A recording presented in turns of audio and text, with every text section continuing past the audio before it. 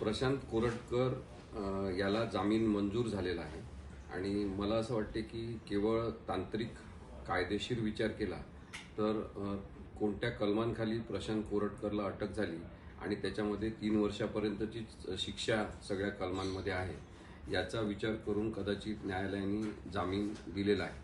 परंतु याबद्दल नक्कीच नाराजी व्यक्त करण्याची आवश्यकता आहे असं मला वाटते की तपास पूर्ण झाला नाही असं वारंवार पोलिसांतर्फे सांगण्यात आलं, सरकारी वकिलांतर्फे सुद्धा ते सांगण्यात आलं आणि लेखी स्वरूपात सुद्धा कोर्टात देण्यात आलं।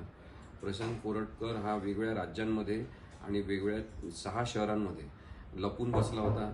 त्याला कोणी मदत केली पळून जाण्यासाठी, ॲब्स्कॉन्ड होण्यासाठी। त्यांचे सगळ्यांचे चौकशी अहवाल तयार झालेले नाही। अशा परिस्थितीमध्ये आणि प्रशांत कोरटकरवर 2 वेळा न्यायालयीन परिसरामध्येच हल्ला झाला होता पोलिसांच्या ताब्यात असताना। त्यामुळे खरं तर जस्टिस कृष्णा अय्यर यांनी सांगितल्याप्रमाणे जेव्हा आरोपीची सुरक्षितता ही जास्त कारागृहामध्ये आहे आणि तपास सुद्धा पूर्ण व्हायचा आहे, 60 दिवसाचा जो मॅन्डेटरी पिरियड आहे ज्याच्यामध्ये तपास पूर्ण करणं आवश्यक आहे ते 60 दिवस अजून व्हायचे आहे।